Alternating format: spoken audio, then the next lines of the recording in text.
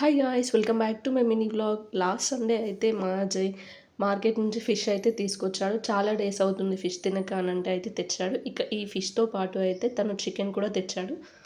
First అయితే ఫిష్‌ని దొడ్డుప్పు plus కొంచెం lemon add చేసి నీట్‌గా స్మెల్ లేకుండా అయితే క్లీన్ చేసి పెట్టుకొని మ్యారినేట్ చేసి అయితే పెట్టాను. ఈ మ్యారినేషన్‌లో అయితే ఉప్పు, కారం, పసుపు, అల్లం వెల్లుల్లి పేస్ట్ అయితే మ్యారినేట్ చేసి పెట్టాను.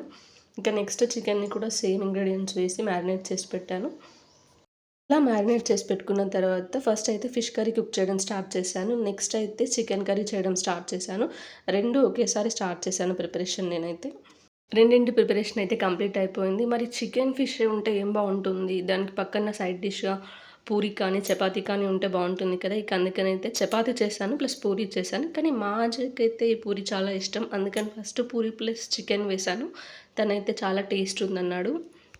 మరి ఈ సండే స్పెషల్ మీరేం చేసుకున్నారు మీ ఇంట్లో? కామెంట్ చేసి చెప్పండి. Please subscribe see in the next short. Bye. Follow for more.